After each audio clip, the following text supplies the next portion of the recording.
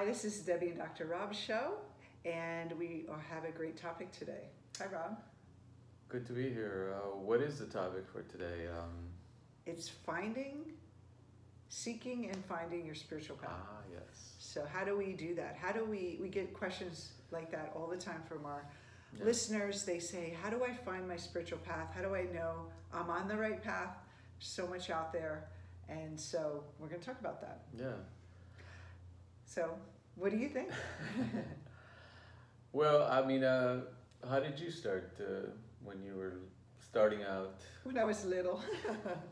Well, I was raised Catholic, Roman Catholic. So my spiritual path, that was my family origin, was go to church, explore, pray a lot. And if God blesses you and feels it's right, you'll get the things you pray for. And so it was all about being a good girl. Don't make any mistakes. Don't be bad. Ask for forgiveness. Be a good Christian, and good things will happen to you. Which was great until I was in my 20s, and I was so terrified of not making Mass that I would do anything just to make sure I was there, because I thought if I missed one week of church, that God would punish me and I'd be single forever. Wow. But what I discovered too was that it wasn't giving me the answers that I needed to apply in my personal life. And I had a really bad relationship, and the sister of the guy I was dating actually gave me a book called You Can Heal Your Life by Louise Hay. And it was a self-help book. I'd never read self-help before. And the first thing she said was that your thoughts create your life. And I said, my thoughts create my life? I thought God was in charge. And it really changed the power from feeling this like powerless person to, praying and hoping that, I'll be blessed, to actually, I can have a say. I can ask for what I want. Right. And my thoughts are actually creating more of my problems than me just being a bad Christian or a bad person or making sin. And so it really fit for me really well. And that started my path of trying to read a ton of self-help books. They didn't have the internet back then, so I had to go to the bookstore and try to figure out how my life wasn't working. And I really do believe that if I had met someone and got married at 23, I don't think I would have been on a spiritual path that I am. So I actually think it's a gift when we have these kind of questions in life or things aren't working out, because it drives us to seek. How about you? Well, I mean, I guess I came across a lot of the same New Age ideas that you did, maybe a little bit differently. But there is a connection, because Carl Jung, my mentor in psychology, is considered the grandfather or the father of the New Age. And so a lot of the books that you read, like Louise Hay, was probably influenced directly or indirectly by Carl Jung. And so one of the first books that I came across that really inspired me was the Portable Jung. Which is really Carl Jung's work, edited by Joseph Campbell, the mythologist. And the other one was the Gita, the Bhagavad Gita, which was the teachings of Krishna. And those two books really kind of formed the foundation of the rest of my life. One was my academic training in psychology. The other one was kind of my spiritual path along an Eastern philosophy path. Right? And I kind of did some Eastern philosophy. I was more in the New Age. I lived in Colorado, so there's a lot of New Age people and crystals and healing and energy healing. And so I did a lot of that stuff, trying to, take a negative energy out and clear myself so I can find love. And I remember I would read tons of books. It was like any a new author comes out, Marianne Williamson or Wayne Dyer, I would always get the book and had tons of books. And when I met you, you said to me, I said, oh, have you read Wayne Dyer? Have you read, this book? And you said to me, oh, I don't read any of those kind of books. You said I would go right to the source. And that was the first time I ever heard that. I thought that this is how everyone does spiritual work. And so you either read the Bible or, you know, and stay with your religion, or you do the self-help version. And and you gave me the book, The Way of the Bodhisattva, and I read it and I was completely confused, but I knew there was something there. There was something that was different about it. And the more I studied Eastern philosophy, it really started to gel. And what it did was it gave me a foundation, so then I could see all this surface stuff that was on top and say, oh, that doesn't fit anymore, and that doesn't fit anymore. It's almost like the pruning that happens when we're kids. Our brain has all these ideas, and then it kind of prunes away and takes away all the things that don't fit in anymore or aren't useful. And I felt like I had so many different philosophies and teachers that I followed, and then it started pruning and pruning and pruning until I started really focusing on Vedanta. And when I did that, I feel like everything changed in a rapid way. I feel like things started happening, I was able to create my life in a better way. And so what we talk about with the spiritual path is the seeking is a very important part of it. You're going to talk about why we seek and the difference between seeking and finding, and that when you're in your seeking mode, you're not going to get much trajectory in your life. You're going to be seeking, and it's going to feel a little confusing for a while. When you find, that's when that foundation comes in, the tracks are set for you, and you start to move forward in your life. Yeah, let's say from the spiritual psychology perspective, the seeking is an essential part. And it's okay when you're in that seeking mode to take your time with it and to really allow yourself to be a little skeptical, a little confused, that's what seeking is. It's essentially saying, I don't really know what I believe. I don't, I don't claim any particular path, any particular religion right now, because I'm in that questioning mode. And it's right to just take your time with it and seek and ask the right questions. A lot of people give up though, because the answers don't come easily or don't come in a, let's say, a pre-packaged way. Santa didn't bring their gifts. Right. And it often, let's say, it's painful in a way to be in that mode of questioning.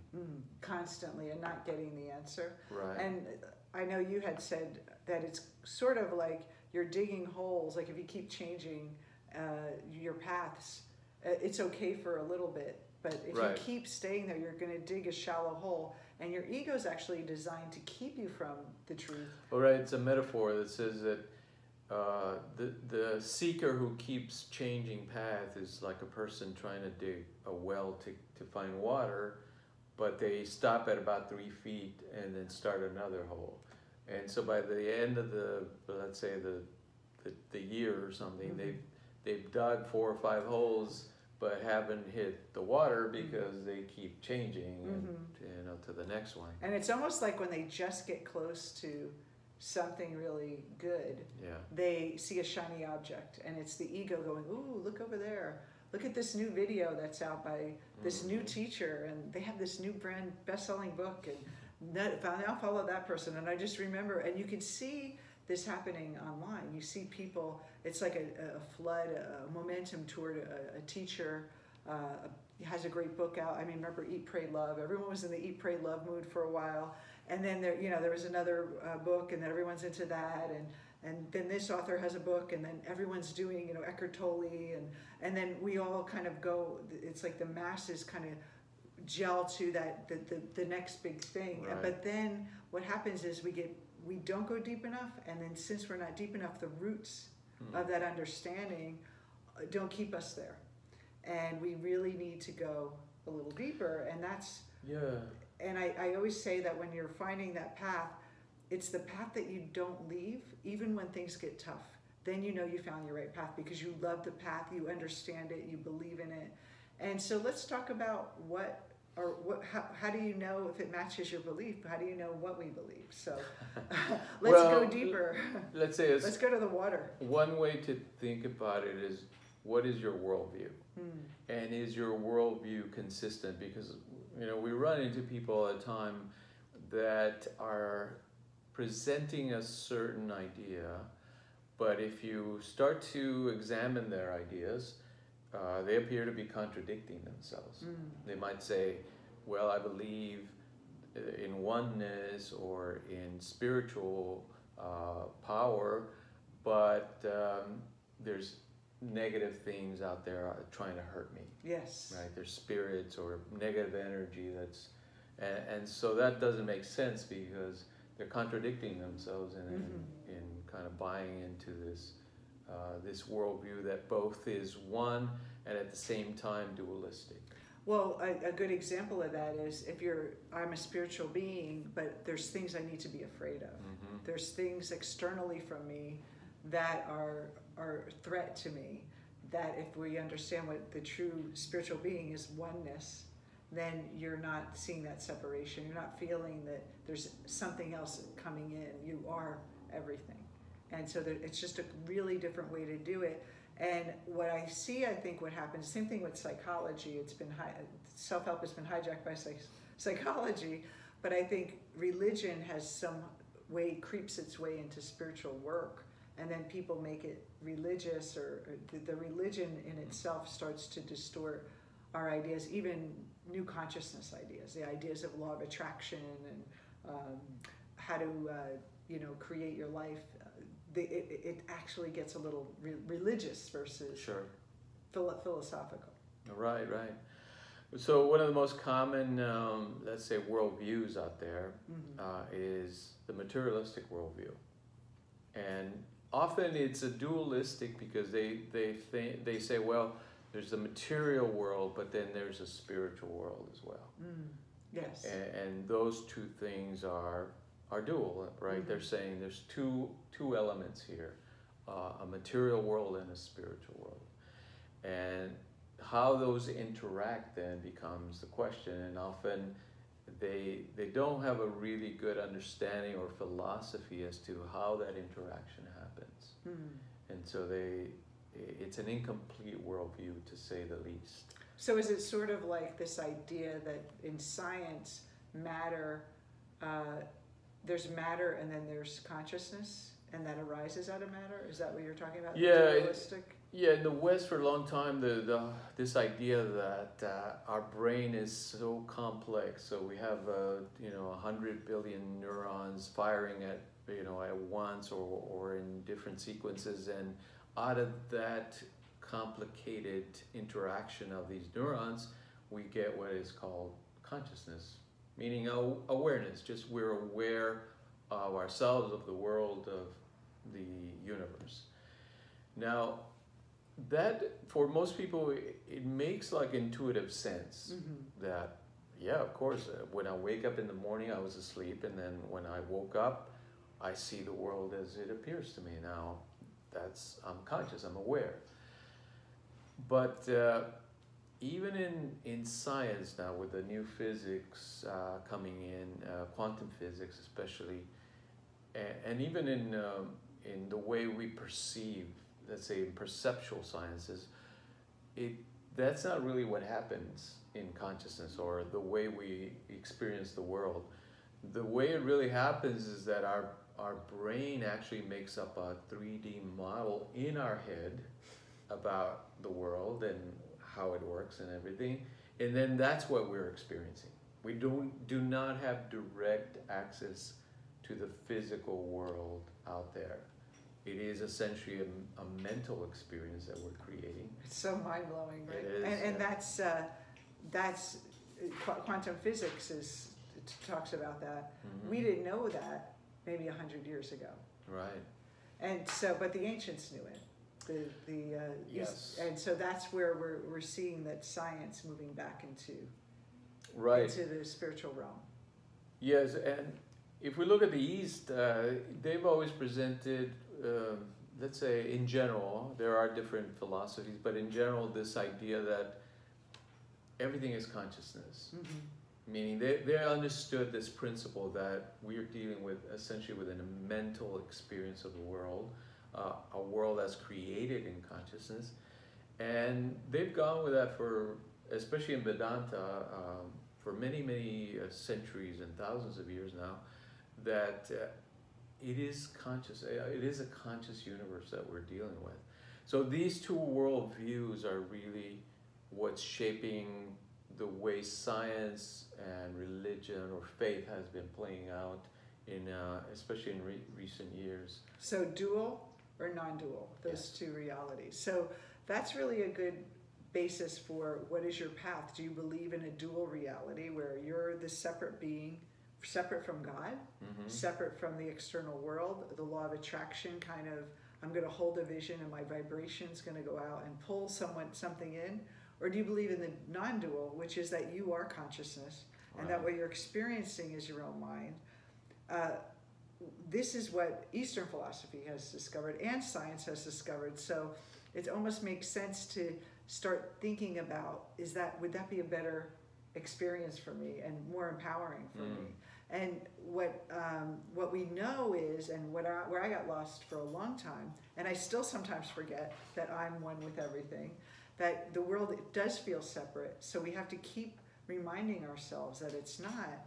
But there's a lot of books and psychologies and new age stuff and scientific ideas that are in contrast to that. And they see everything in dualistic terms. Right. And so you have to ask yourself, which side am I on? Am I on the dual side or the non-dual side? And then you could start looking at paths that match that. And what you'll notice is once you pick a path, and this is something that I've noticed for myself, is that when I started being really clear on what I believed, that I believed in oneness, I believed that consciousness arises from me, that there isn't a separate independent reality that is influencing me, that I don't have any maybe I'm not conscious of it, but I still have access to it. That is empowering to me. And when I read other books or I see other philosophies, I can, again, prune away and say, nope, I don't have to get distracted with this. Or this book looks distracting to me away from my core view. And I think that's what's missing in I don't think people talk about this. And that's why people are so confused. And I talk to people all the time and they're like, I've done 20 courses and I'm still confused and I don't know what to believe.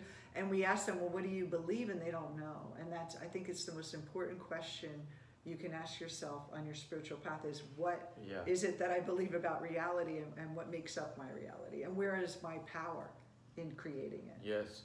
And when we say believe, it's not in the traditional sense, because there's an interview on YouTube now that with one of the last interviews Carl Jung gave, where they ask him, you've been studying spirituality for all these years.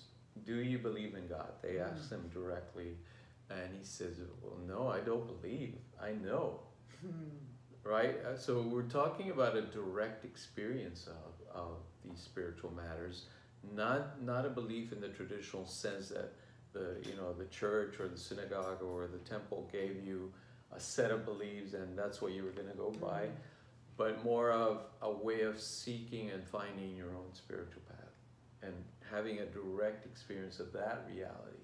And the best way to do that is to keep asking questions, to have a mentor or guide that's going to help you ask those tough questions that has the same philosophy as you, and look out for people that are just fancy objects. They have fancy names, maybe fancy videos, fancy marketing, but they're really contradicting themselves in their views.